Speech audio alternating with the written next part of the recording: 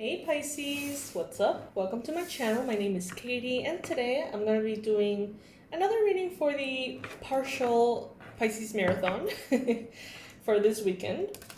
This one is one of my favorite decks ever, and I want to share it with you guys. It's this author, Alana Fairchild. She just, I don't know. Everything really truly resonates with me, and as a Pisces, it may resonate with you too. So this is going to be an oracle reading. I'm just going to pull one card, and that is going to be the message that I'm going to be sharing with you.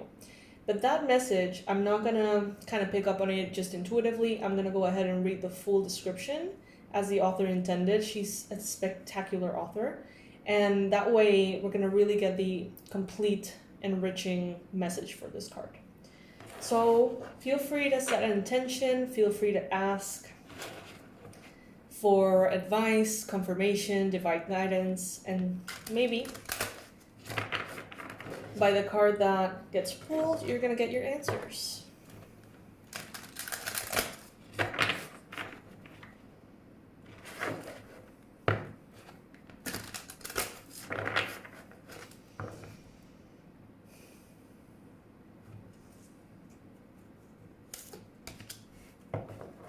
Oh wow. That sounds very, very Pisces. Going beyond normal. Alright. Look at this. How cool is this illustration? Let me see. It's card number 14, so the number 14 may be relevant for you somehow at this time. And the message is the following. On the path of life, there are deciding moments where we can choose to go with the mainstream, or we can dare to take a bolder, more authentic, and trusting way, even if it seems riskier or less safe. To rely solely on logic and science, without incorporating the mysterious and magical, is a recipe for an existence that is far too dry. The sacred rebel within our hearts will choose a juicier approach to life. You're currently approaching such a choice point. You could say that the choice is about balance. It is less about choosing to honor either art or science, gardening or architecture, and more about integrating all approaches so that you enhance rather than hinder your life's journey. Placing science or architecture above all else kills off the rebellious heart. Steadfastly relying on logic, proof, and a complete set of plans to measure and dictate outcomes will suffocate the soul. Basing decisions on limited factors with an imbalanced measure of success is unnecessarily limiting. This approach prevents us from living freely, spontaneous, and with trust, so that we can rebel against the need for things to go strictly according to plan. Choose to value decisions based on passion and instinct, and trust in life enough to embrace it as an adventure and let it unfold as it will. There is a time and a place for logic, strategy, planning, and measurable outcomes. There are not bad tools to have, but we must be vigilant not to worship them or allow them to squash our less rational but equally valuable decision-making tools, intuition, feelings, and those things you know without knowing how you know them. The flowing, inspirational energy of the heart may have no conceivable basis in logic or reason, and still be uncannily accurate. To remain rebellious, we must not sacrifice the art of emotion, instinct, passion, and intuition for the science of logic and strict planning. On the other hand, gardening and art do provide us with a plan, albeit more loosely held. This plan still requires us to set aside time to draw upon reliable methods and to prepare with certain tools. However, there is also a healthy dose of organic flow, responsiveness, and trust in the creative process of bringing something to life. This leads to the cultivation of the most beautiful, abundant, and successful garden and the most vivid healing art. You are being asked to stay open to the intuitive approach in your life, your work, your creativity, as well as your spiritual journey. The intuitive approach can be linked to the method of the gardener or an artist. There is a sense of what may work There is a sense of what might work, where, and a loose or even detailed plan.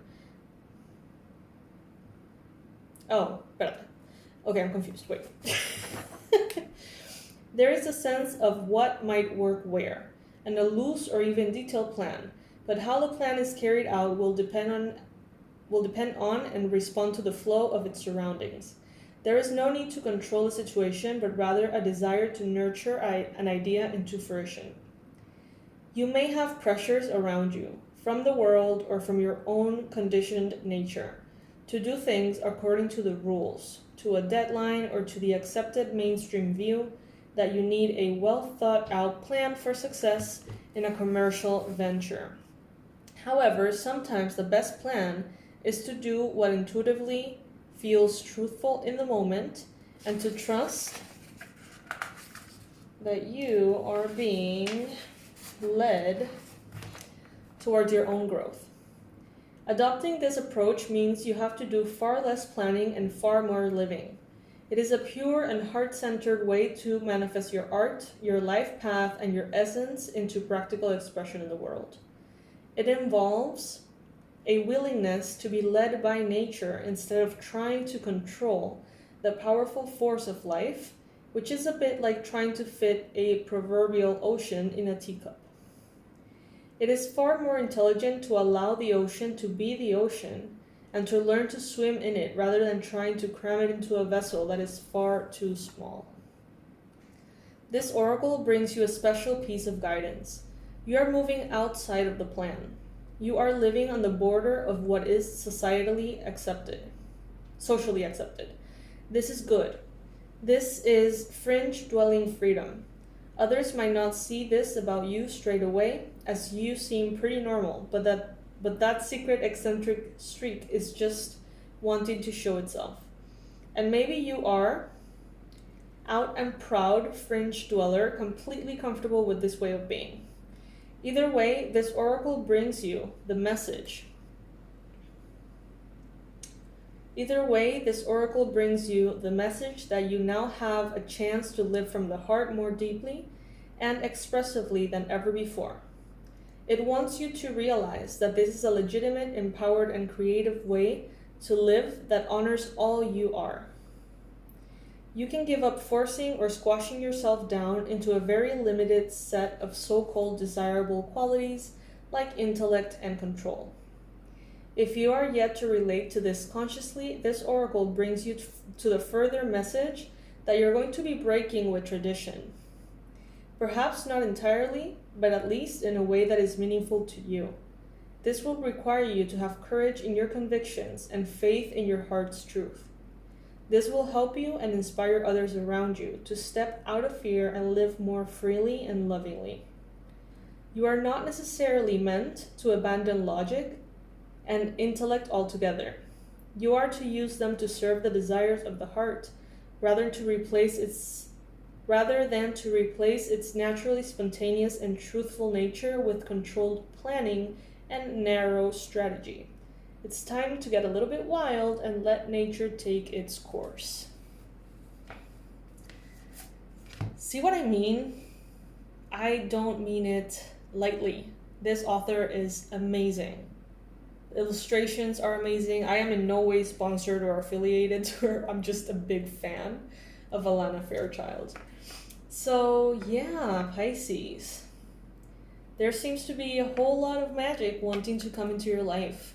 And if you only open the space through a very logical, intellectual, and strategic approach, it's like only part of it will come in. But if you give it space, that magic, that ocean, is going to start flowing into your life. So don't limit this energy. Allow it to flow freely. And allow this to make you stronger. It doesn't have to be one or the other. It must be both. But they're both empowering. They are not necessarily canceling each other or tuning the opposite down. I love you, Pisces. Are you subscribed to the channel? Please check. Please subscribe. And always know that in the description section below, under the comments under the video. You're gonna find all of the relevant new products, the website, everything that may be relevant for you. I'll see you in the next reading, my loves. Thank you so much for being here, and thank you for joining me for this video.